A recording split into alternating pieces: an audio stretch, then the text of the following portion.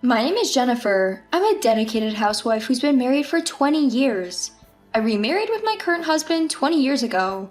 I was in my first marriage while it was his second, and during our relationship, he confessed that he had a son who was turning 5. I tried to leave several times after that, but in the end, I couldn't part from him and we went ahead and tied the knot. Despite all the struggles, ever since we got married, I have made a point of raising his child as if he were my own. The son was 5 years old when we got married. He did show typical adolescent rebellious behavior, but we never had dramatic exchanges like in the movies where he would yell, "You're not my real mom," or anything of the sort. I believe we built a happy family together. 2 years into our marriage, I became pregnant. We were blessed with a lovely baby boy of our own. Our eldest son, James, was a bit older than his younger brother with a 7-year age gap, but he was still very kind and protective as an older brother. Even though I wasn't his biological mother, I was somewhat apprehensive, but as the old saying goes, better to have the baby than to worry about it. Life has a way of working itself out, as I've come to realize. A few years after, our second son was born. Our eldest son started to enter puberty and began to reject my presence. The trigger was something truly trivial. I wasn't aware of it myself, but our eldest son told me that I treated him and his younger brother differently. I tried to explain to him that wasn't the case, but he wouldn't listen. Our relationship began to break down like a landslide from that point, and now in his eyes, I am just someone who does the chores around the house. Regardless of whether my son recognizes me as his mother or not, I have been determined to be his mother ever since the day I married my husband. Until the day he becomes an adult and leaves this house, I'm committed to take care of him no matter how much he resents it. I decided to commit to this wholeheartedly. As a result, our relationship worsened as he went through puberty and his rebellious stage. Looking back, I probably should have let things slide and not made any comments, but I just couldn't do that at the time. Now, it's become commonplace for him to call me, "Hey you." When I was doing the laundry or cleaning, he would yell at me furiously, "Don't touch my stuff when I didn't ask you to." He did apologize later, probably realizing how out of line he was, but when I forgave him with a smile, he became defiant again, saying, "In the first place, it's your fault for doing things I told you to stop, lady." I knew then that things were getting out of hand. My husband does try to discipline him, but he's well behaved in front of my husband, so my husband ended up doubting me, saying, "Did James really do that?" I tried recording our interactions to prove it to my husband a few times, but it never worked out, as something always came up or we didn't have any arguments when I was recording. As time went on, our eldest son came of age and decided to leave home. I remember breathing a sigh of relief, thinking that I'd finally made it through. His parting words when leaving the house were, "Finally, I don't have to see strangers' faces." I thought those were harsh words for me, who had been taking care of him every day for 15 years since we first met. He's not a bad kid. Even though I understood this intellectually, my heart couldn't catch up. When our eldest son left the house saying those words, our second son, Richard, who was just entering middle school at the time, looked perplexed and asked, "Why does Big Brother hate Mom so much?" So I thought it necessary to tell my younger son the whole truth as well, and told him about remarrying his father and that his older brother was his father's son from a previous marriage. My younger son seemed shocked at first that his older brother and him were not blood related, but he quietly listened to the end of the story. In the end, he seemed to accept it, saying, "So that's why his attitude towards Mom was weird these past few years." I don't regret marrying our husband, but I began to regret claiming to be the mother of our older son. Maybe there was a way to live together as just housemates? Maybe I didn't have to force him to recognize me as his mother? Once I started thinking about it, the thoughts just didn't stop. A few years after our eldest son moved out, we received a message from him saying, "I will be visiting soon for a marriage introduction." The message was relayed through his younger brother. I hadn't received any direct communication, but I was okay with it because I was getting regular updates about him through my husband and younger son. However, with his marriage on the horizon, we had to do the formal introductions and face each other. After meeting with the parents of the bride-to-be, they left. The room felt awkward because we hadn't seen each other for several years, but the conversation moved to whether or not I would attend the wedding. "I don't think of you as my mother. I don't want you to attend the ceremony." "What?" "What are you saying? Jennifer's the one who raised you up to this point." "I don't care, I didn't ask for that. Anyway, you remarried without even asking my opinion, and you're trying to tell me she's my mother? I can't accept that." "James, have you been saying such terrible things to Mom all this time? I trusted you." "I've been pretending all along in front of you. I'm severing my ties with this house. I'm being adopted into my wife's family, so I don't need to grovel to you guys anymore." "Have you really never thought of me as your mother, not even once?" I don't know about when I was a little kid, but certainly not in my memory." "I see. I understand." With my husband, who was looking worried behind me, I left the room. I didn't want to cry in front of my eldest son, but when I left the room, I couldn't cry. What had the past 15 years been for? I remembered my eldest son when he was little, when he used to call me mom and say, "I love you," with a smile. My phone wallpaper was a picture of my eldest son and my younger son when they were small. A picture of my 7-year-old eldest son holding my newborn younger son timidly. If I could go back to that time, I would want to, I thought as I looked at the picture. Those were good times, really. I muttered and decided to leave the house. My younger son is 18, graduating from high school next year, and has mentioned going to a university with dormitories. In effect, I will be relieved of my duties. So I've decided to change my mindset and start enjoying living on my own from now on. That night, I had a talk with my husband about our future, about our eldest son today. "Jennifer, I'm truly sorry I never believed you. I had no idea that our son James could disrespect others in such a way." "No, it's all right now. Perhaps my parenting was also at fault. Even though I thought of him as my own child, I suppose I treated him differently. He told me so himself. I wasn't aware of it myself, but I was taking care of him in my own way." "I know that better than anyone else. You have always taken care of James as if he were your own. I am truly grateful for that." But it seems that even that was something he didn't want. It's almost laughable, isn't it? As I made this self-deprecating remark, my husband made a pained face, took my hand, and apologized to me over and over again.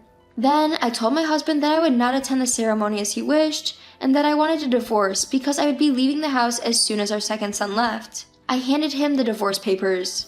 "Are you serious?" "Of course, I would never joke about something like this." "You're right, you are that kind of person. I'm truly sorry for all the pain I've caused you." "You don't need to apologize anymore. I have never regretted marrying you, so, okay?" "Jennifer, I love you from the bottom of my heart." I love you too. Please take care of James and Richard for me."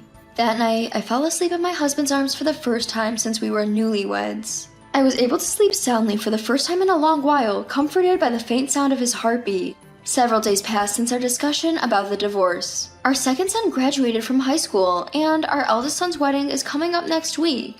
Our second son was wondering if he should wear his school uniform to attend the wedding, which I found amusing.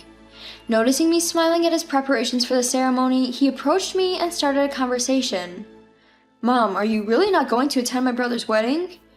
"Yes, he said he didn't want me there, so there's nothing I can do about it. It's his big day. I want him to enjoy it." "But Mom, you're the one who raised him with care." "It's okay, Richard. There's no need for you to worry about it." Not convinced by my words, my second son kept groaning in frustration. It must have been frustrating for him. He knows the good relationship I used to have with our eldest son. But repairing the relationship is now impossible. I have prepared to leave the house and the divorce is settled. I didn't ask for any division of the property, kept the money I had, and left the house with our second son. The house that was filled with memories of many years spent there. A house that represents half of my life. I left a video message for my second son and left my family behind. A week after I left home, I heard from my younger son that my eldest son's wedding went off without a hitch. I was relieved and asked my younger son about his impressions of the ceremony. Then he replied, "It was a total disaster, seriously." As I had chosen not to attend the wedding in accordance with my eldest son's wishes, his response took me by surprise, stopping my thoughts for a moment. But I managed to regain my composure and asked him what exactly went wrong.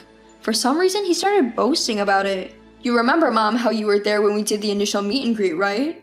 "Yeah, I remember." "Well, because you weren't at the ceremony, his wife was all, 'Why?'" "I see, I understand." Big Brother was making all sorts of excuses, but his wife suddenly suggested to cancel the ceremony and her parents went into a frenzy.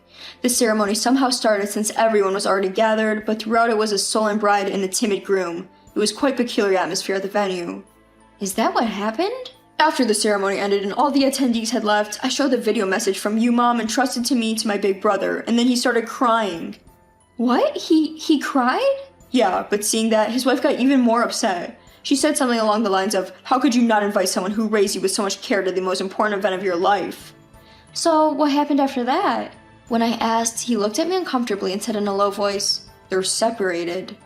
I was speechless, taken aback by this shocking news. Despite holding back my desire to attend the wedding for the sake of my son, the newlyweds separated shortly after their marriage. In retrospect, I think his wife admired the fact that I raised him as my own, despite having no blood relation. Furthermore, I recall that in the course of our conversation she had said, "I was also raised with great care by my parents, and I would love to build a warm and loving family with your son, just like my parents did." In other words, my son's stubbornness shattered his own happiness. When I heard this, I could hardly think of it as karma. Because he cried after watching my video message. If he still has feelings for me, I couldn't be happier. I immediately contacted my husband and asked him about the couple. With a worried voice, my husband asked for my opinion. I don't know what to do. Now that it has come to this, I don't know what to say to him. Don't worry, he's good at expressing his feelings clearly to others, but he might need a little push. A push, huh? Okay, I'll try it. I don't know what happened after my husband and I talked on the phone, but when my younger son told me with a smile, they've reconciled. I believed everything would be okay from now on. I was resolved to truly leave them alone this time, and then... Mom, why are you here?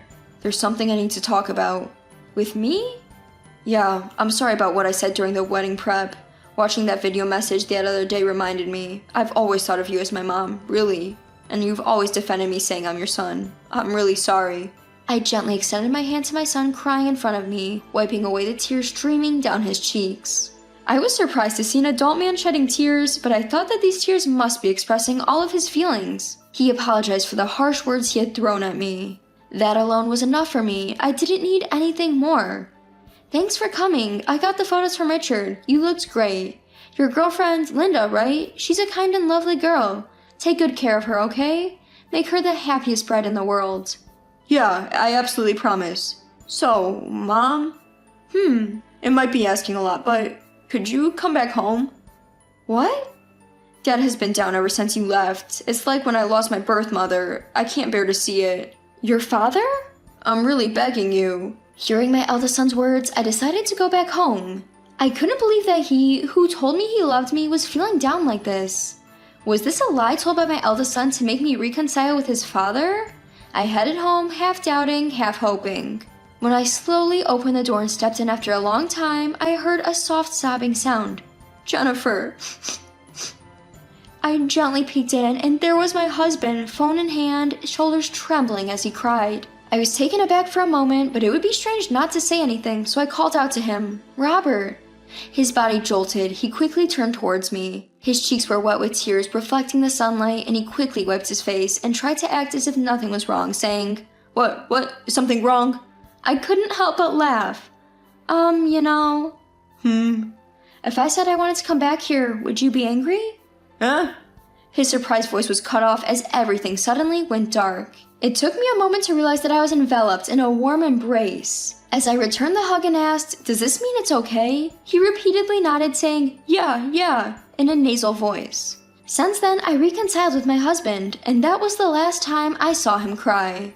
Now, I go on trips with him, have dates, and sometimes go out with my eldest son and his wife, spending my time happily. I owe all this happiness to my daughter-in-law, Linda. I'm truly grateful.